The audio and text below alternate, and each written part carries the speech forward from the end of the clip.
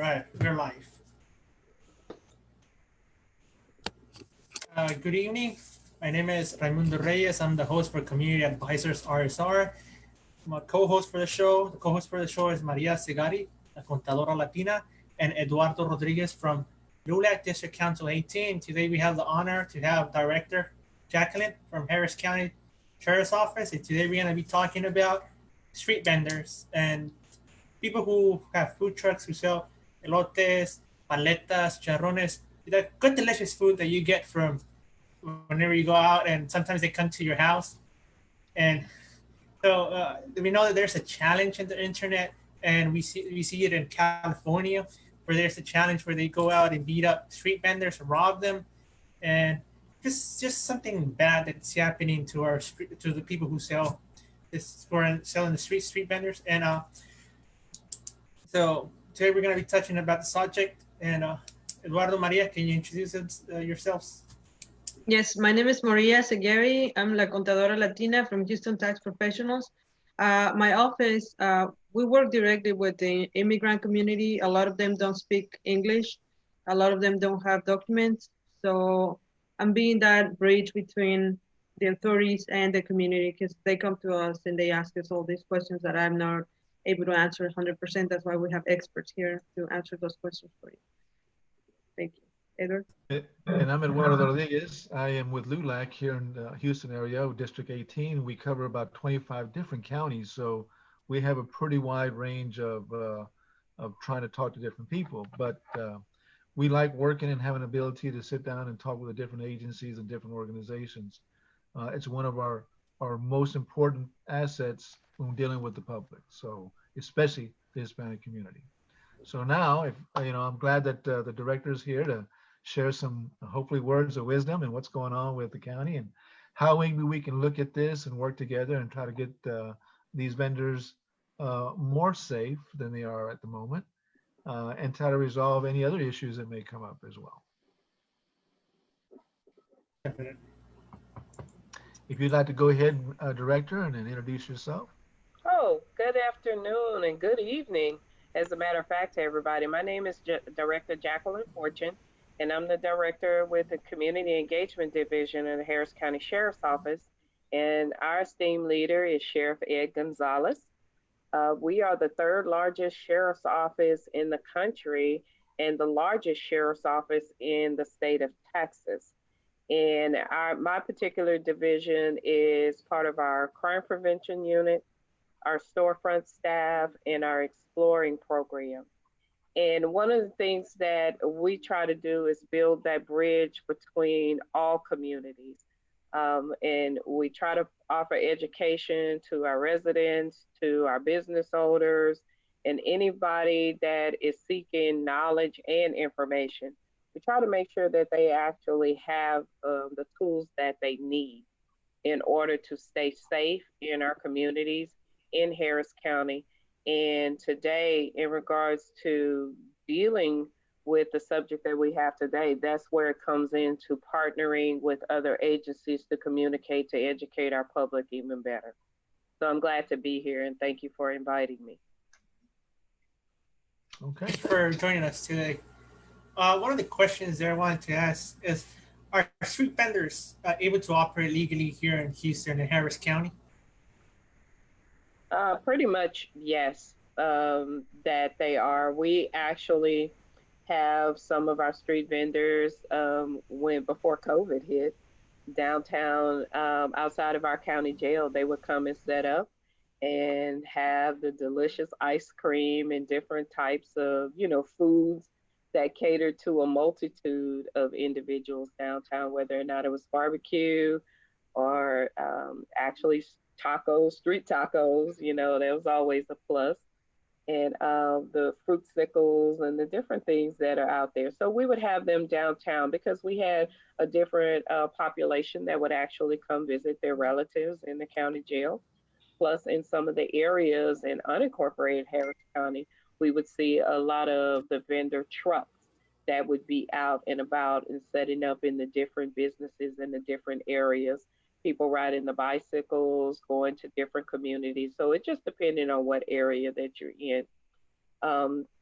the thing that we've seen the most, a lot of them do get permission from the businesses. So you may have a cell phone store, and you may see a street vendor outside of that cell phone store. A lot of times they just seek permission and work, so a deal out with each other.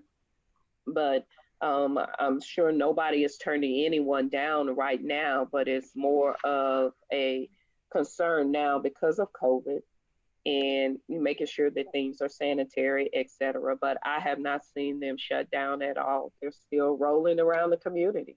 So we're happy to have them still. So we know this issue with the teenagers doing the challenges and then recording whenever they go and rob one of these street vendors. That's really big in California. We know that for a fact. Is that big in our community, or have you seen that at all? Is that growing or just starting at all? Not to my knowledge right now, Maria. I have not seen it, and I have not to say that it does not exist. It could possibly exist. We just have not heard about it. Where we have the breakdown is a lot of our street vendors may be undocumented, and they may be afraid to report what has happened to them. And so that's where I say that we have to come together with the different organizations to communicate and make people feel comfortable, have them to draw in. But I know it's kind of difficult to get them in a session because they have to work. This is their primary form of business. They're trying to make a living, especially now with COVID here. A lot of the restaurants have closed down and a lot of people have lost their primary income, so they've resorted to other things. But making people aware of crime prevention tips, what is safe, making sure that you don't have large sums of money on you. And so that makes it rather difficult, especially when an individual probably does not have a bank account. They're packing large amounts of cash on them, and then they don't have time like you and I possibly could run to the bank, deposit money, and then come back to the business. They can't afford to do that. So at this point, you have to just educate them to say, if you see something, say something, and don't be afraid because you're undocumented that you can't, be a citizen of the community, because a lot of people are being citizens of the community right now. They're paying taxes, they're doing the right thing. It's just unfortunate they don't have the proper documentation to be in the country.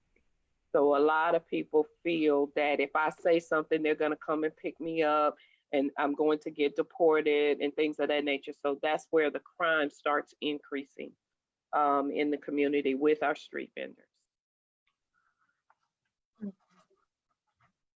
So do you think us as community, you would invite the community to just report whatever crime has happened to them, or report more? Yes. If it happens? Do you think that's the only thing that we can do as community to help out the overall problem? No, I don't think so, Maria. I think us coming together in environments like this, and unfortunately right now because of COVID, we're having to rely on Zoom and other formats to get the message out. But I think bringing people to a neutral environment and making them feel comfortable. So that's where we work with individuals like Baker Ripley, LULAC, people that could possibly speak the language better, more so than I can, that make them feel comfortable and allow us to come in to actually talk about some of these crime prevention tips that we could give them, and actually, make them feel comfortable. Hey, we want you to be comfortable in your business because we know that you're trying to do the right thing for the community, raise your families, maybe trying to take care of other family members. But if you don't tell us what's going on, we cannot stop the bad guys from coming out there and making you a target and, beating up on you late at night. Because I do see some of the vendors out there late at night, trying to earn a living, and they're coming on early in the morning. So what's the best time? I know what time you are coming inside of your business. And some of those food trucks have ladies by themselves with, teenage daughters and things of that nature. So it makes them very vulnerable during that time. So actually being able to have those conversations with them around people that make them comfortable, and then allowing us as law enforcement to come in and talk to them and give them the information that they need to be successful and to also stay safe also. Does Harris County have a policy, or do you guys instruct the officers and deputies to make frequent stops, or just check in on them just to make sure everything is good during the patrols, or how does that work? The whole patrol system for Harris County, because you guys are very unique. You guys work in and out of incorporated areas, and I know that's it's a little bit different because of the way the setup is in one area or another. Right, right. Yeah. Well, we try to be part of the community as much as possible, and it just depends on the area. I know our East Aldine area is very heavily populated with Hispanic businesses, food vendors, etc. So we're out there on that end, and our deputies have a relationship with the community that, they may stop by, speak to them, pop in, but it's not something that a person is constantly right there with the person the entire time. But knowing the area, that's part of community policing. Knowing your area, knowing which food vendors are there, pretty much gauging the time that they are there. Some people just actually leave their trucks in some area, and then some actually drive around. So the ones that are a permanent fixture, yeah, they probably do know them in that particular area. But it goes back to all of us communicating, to building that core base of trying to find a coalition. Just like we have security and safety meetings, we would love to have security and safety meetings with individuals that run the actual vending food trucks. But again, it goes back. You're seeing me as law enforcement, the pushback comes, into Yeah. play at that point. So you want them to feel comfortable. And so getting them in that neutral setting, I think would be beneficial to us at this point.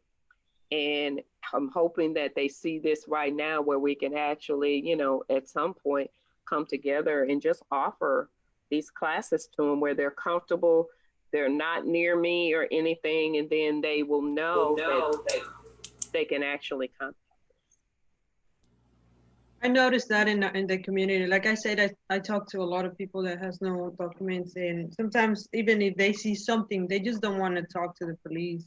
Right. Yes, they're scared, really, like 100%. They're just scared. I know. They don't. They think they're gonna be asked for their IDs, and sometimes they don't even have an ID, or they don't speak the language. So really, they're just scared to talk to the police. And I think that creates even a bigger problem for you guys, because if you don't have information, then how you guys are gonna arrest people who's doing this bad stuff? Right, right. You work harder. Eventually, we do have individuals that step up, Maria, and they actually do step up and say enough is enough. And especially if it's someone that's part of the community that they have confided in, a lot of time that advocate will make contact with us to say, hey, this is happening. Can you take a look at this for them? And we find out about certain incidents and things that are happening in the community that way. So I always say individuals may not be able to articulate it directly to police, but having organizations such as LULAC, Baker Ripley, Bonding Against Adversity, individuals in the community that have the direct relationship with law enforcement, being able to reach out to them and have them to contact us and provide information to us.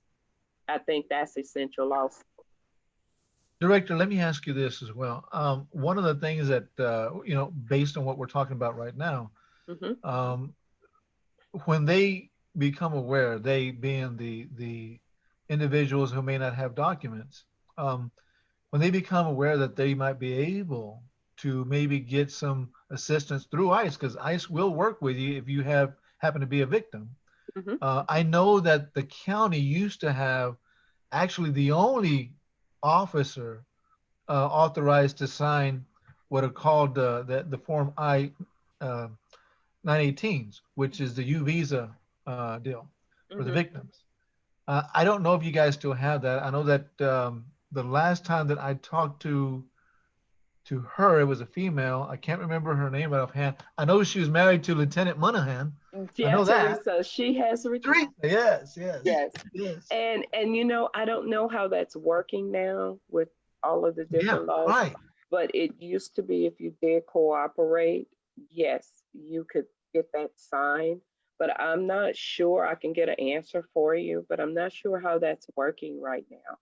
I Um, think that that might be something that we can probably really sit down and discuss. yeah, and That it might was be something really that's very advantageous. yes, and it was really prevalent with our victims of domestic violence in our Oh yeah, Hispanic yeah, communities too. We were having that uptake of domestic violence, and women were afraid, and men also were afraid, to report the domestic violence. But I remember seeing a lot of that back in the day. But I yeah. don't I don't know how it's working right now. And like I say, she's retired.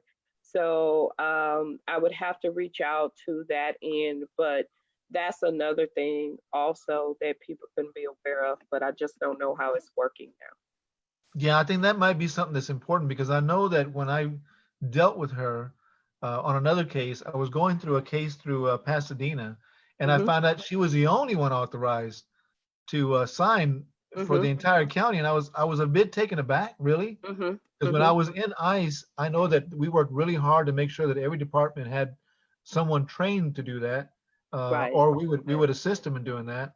Mhm. So to have one officer basically or one deputy assigned for the entire, Harris County, wow, Yeah. Yeah. 8,000, I mean, what, 3 to 8 million people? That's incredible.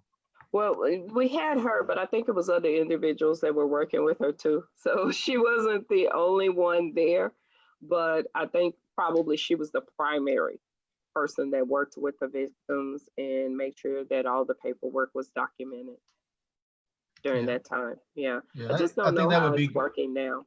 yeah, I think that would be something that we need to probably resurrect or at least get an idea, get a handle on that. Because Mhm. if we are able to present, from the sheriff's point of view, Mhm. how that could be beneficial, we might be able to get some of these people to come and report more often. Yeah. Well, I know they can actually report through Crime Stoppers also. Yeah, yeah, yeah, Crime Stoppers is always looking for information, tips.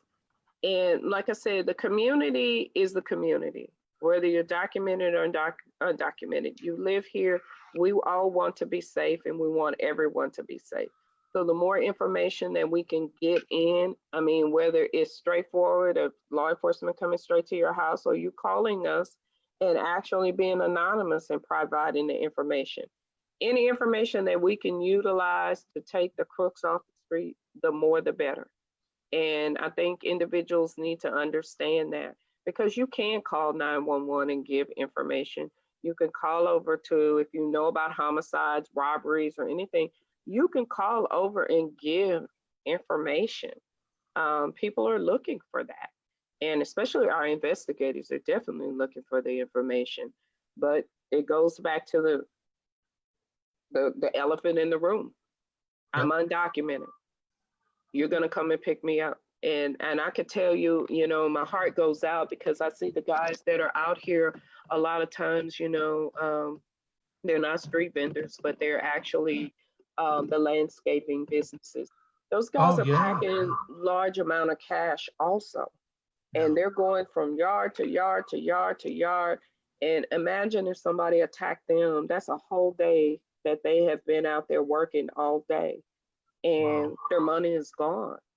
And so we just have to work together to actually communicate to everybody and let them know, see something, say something, be careful, don't do the same routine all the time.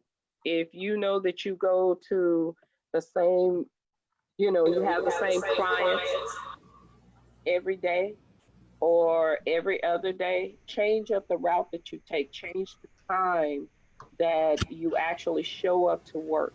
Don't have the same routine because I guarantee you, people sit and study. They know what time you're showing up to the food truck. They know that you may have to get water, you may have to connect your generator. They're watching all of that. They're sitting up and observing you. And if you're there like clockwork every day at 5 a.m. and you don't leave to 10 and 11 o'clock at night, they're sitting there watching you. And then also, it's okay to have a buddy system too. You know, have a buddy system. You have other family members that can meet you over there while you're closing down. Somebody can sit in the parking lot and watch, you know, as you're closing everything up, or you could pass off the money to another individual, do so.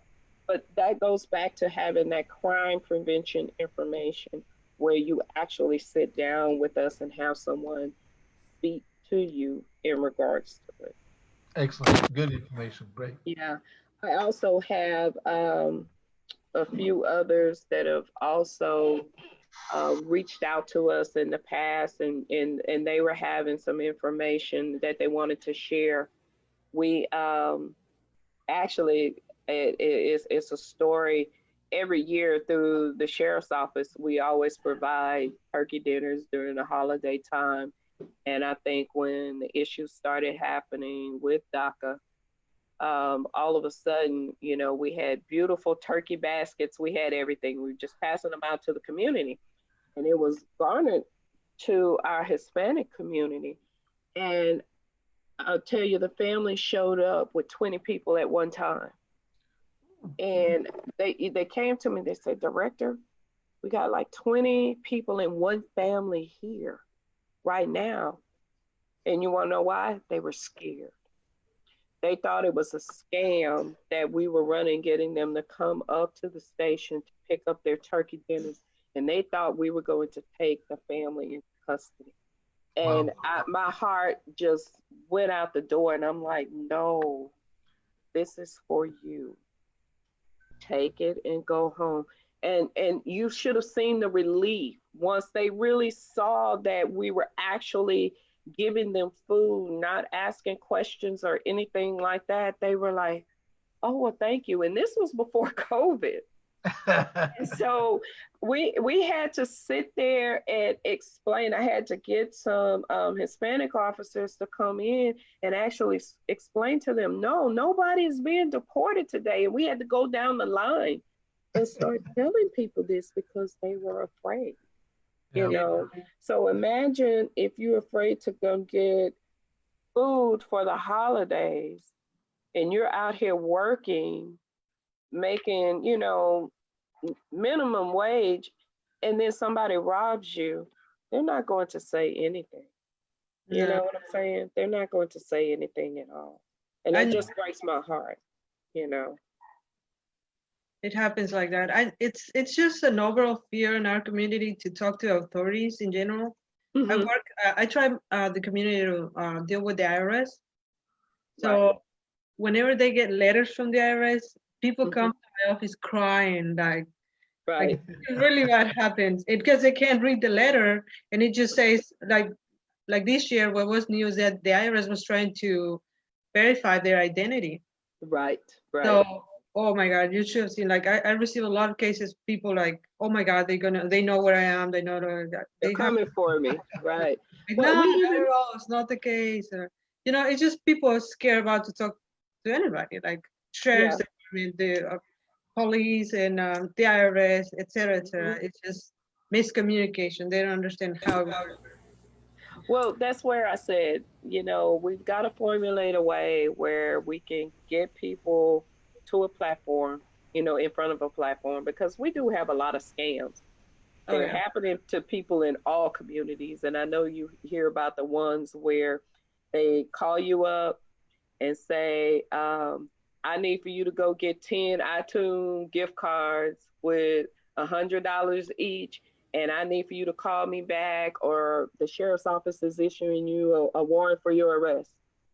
Yeah. And we actually have them calling individuals.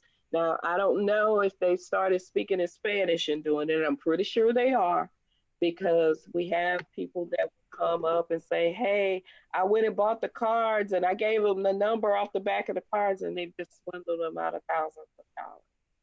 Wow. So, I mean, it can happen, you guys. And they prey on our elderly. So if they're able to call and pretend, that their son or grandson being deported and I need for you to do certain things and give me money, X, Y, and Z by just calling and going to get iTunes gift cards or either going to get Kroger gift cards or something along that nature.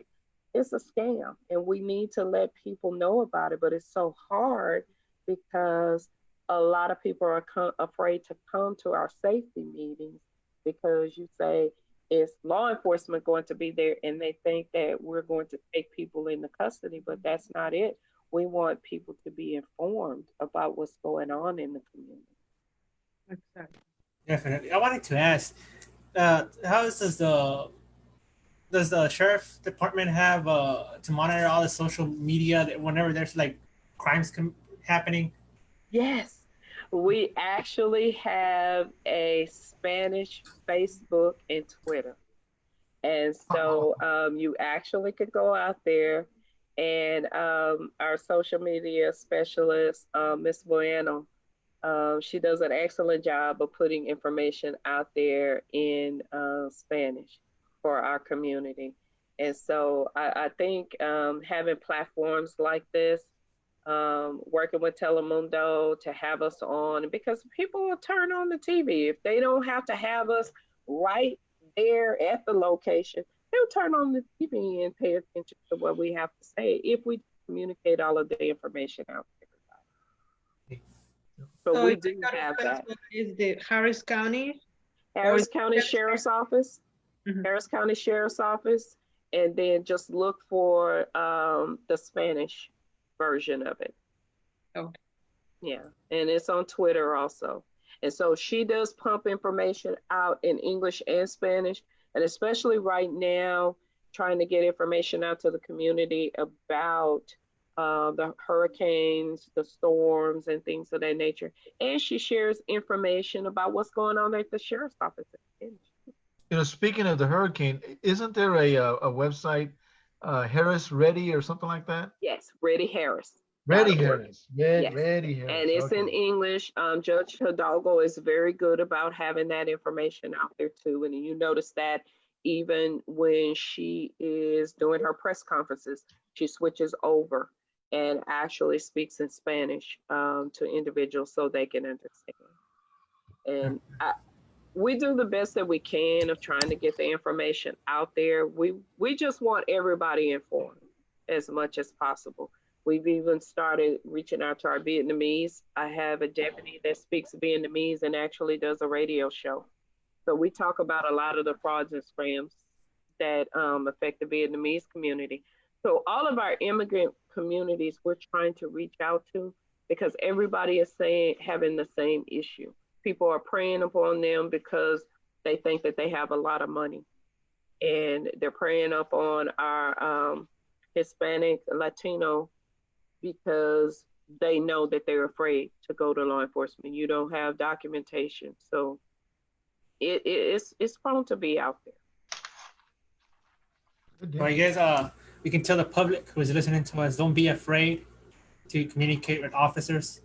Don't be afraid to report if you have suffered a crime. Don't be afraid to report it. Right.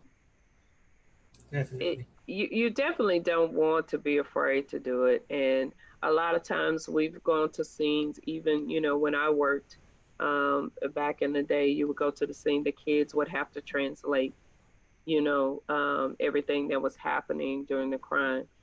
But it's okay to reach out to advocates that can get in touch with us also, because we want everybody to feel safe. This is a melting pot here in Houston. And so we have everybody here, and we want everybody to be safe, especially during this time of the pandemic. And you saw that when individuals were not getting tested because they feel like I go get tested, they go snap me up there too. And we don't want that to happen to anybody. And the unfortunate thing that people have lived here all of their lives, and the thing is, we want them to be comfortable. We want them to be safe in the community. We want the bad guys out of the community just as much as they do. But if they work with us, we can try to remove those bad guys out of the community. But if you don't say something, we don't know anything and we can't do anything about it until it's actually told to us.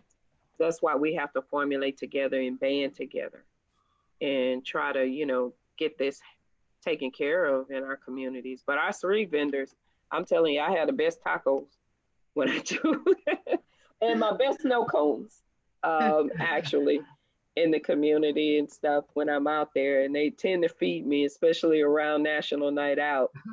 But the thing is that we try to give them, as much information about being safe as possible.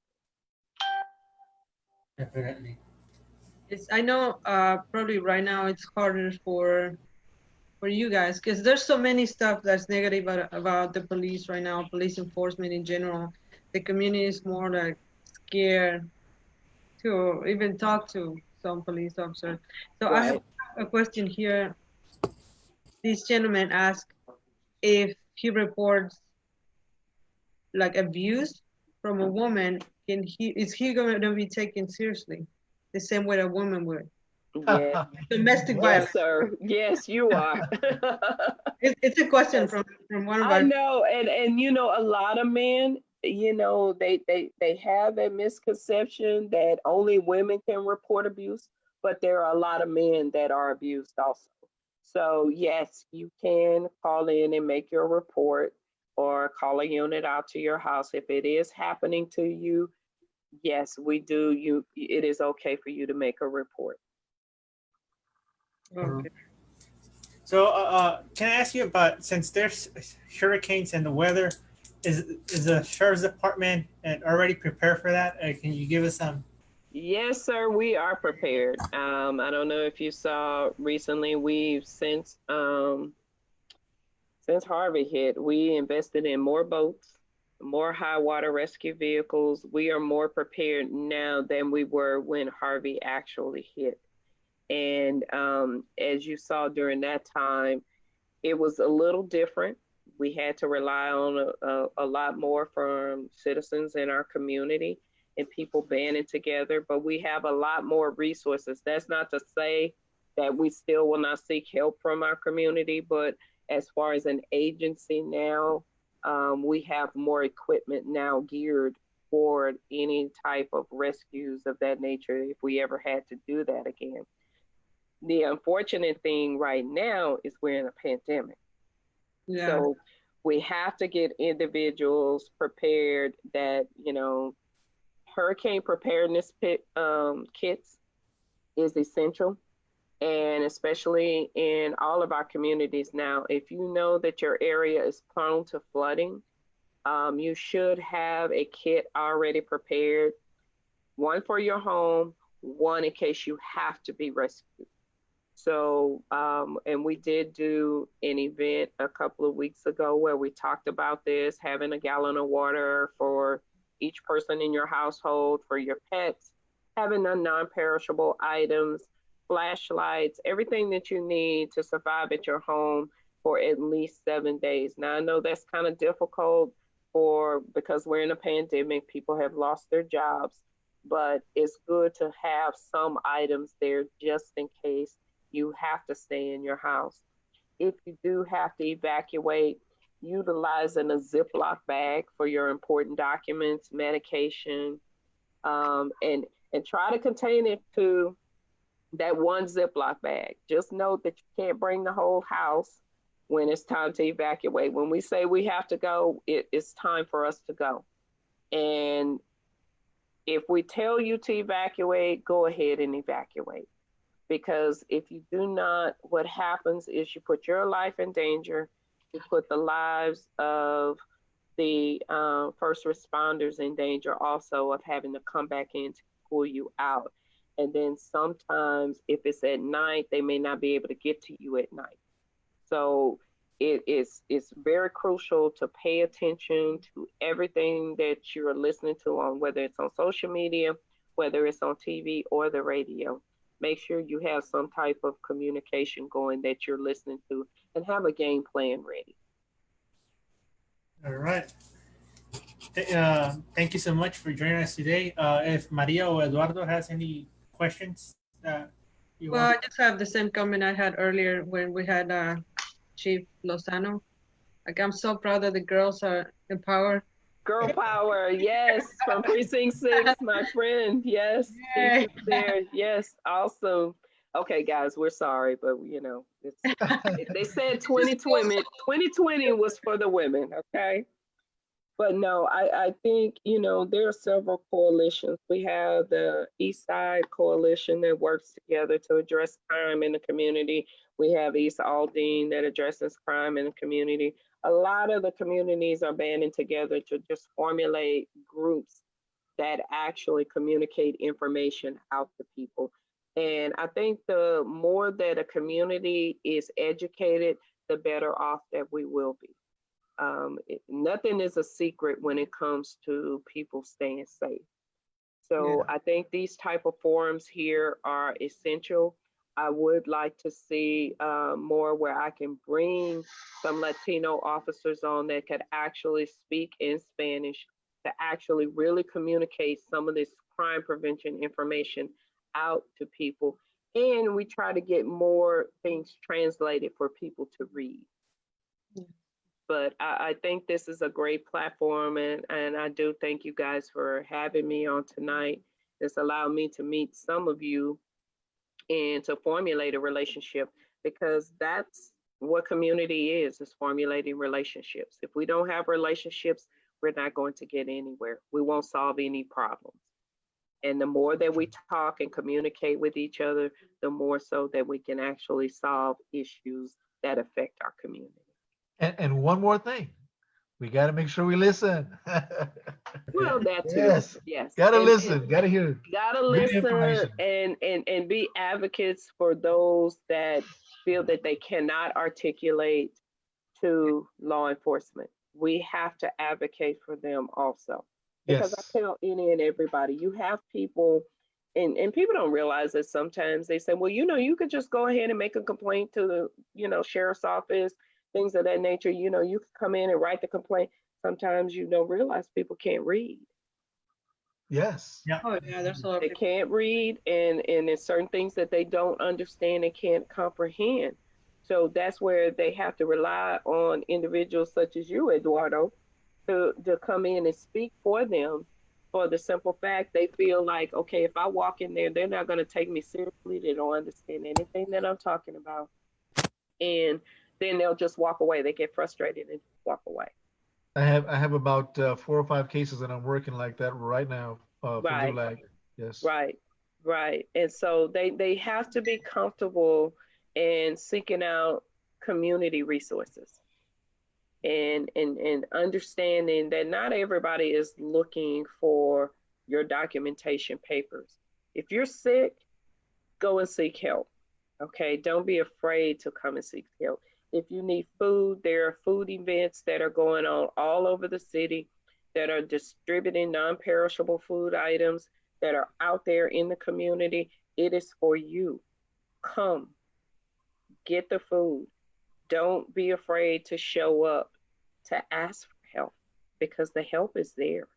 We want you to have it. Nobody is standing there with a clipboard and saying, oh, you, everybody in this vehicle is being deported. No, it's not like that. We want you to come out to those community events, and then also come and seek the resources that are available to you. Yeah. And a lot of times going over to Baker Ripley, going to the community centers, they have a wealth of information that's there. A wealth of information and people that are there to help you. Definitely.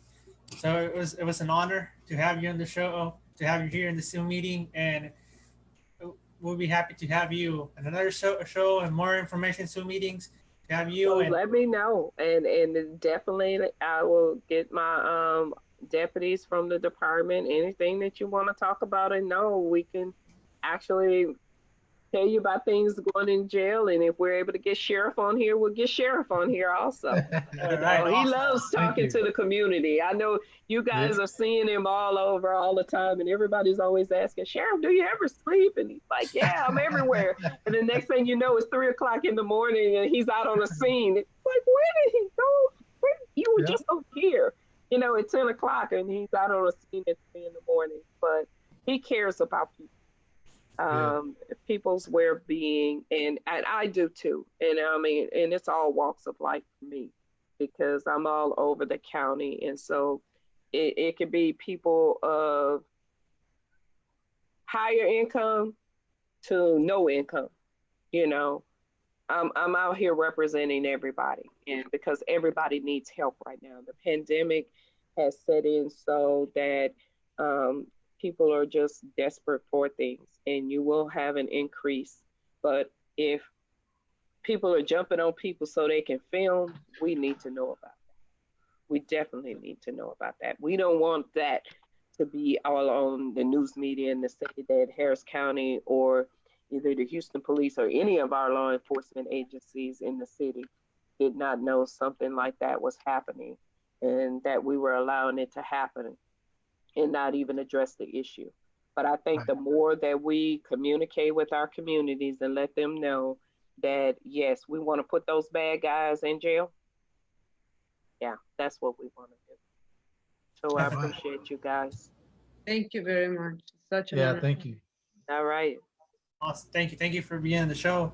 Thank you for everyone for watching us. Just a friendly reminder, Wednesday, we're having a informational Zoom meeting with all ISDs from the state of Texas. We have invited all of them. Some are going to be participating. We have some superintendents, some trustees, and some administration from ISDs. We're going to be participating. It's going to be fully in Spanish, but we're going to be talking about kids going back to school.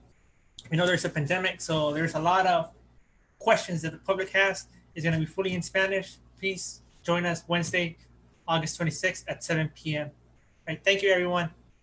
Thank you. Thank you, Director. Thank you. Thank you guys. All right.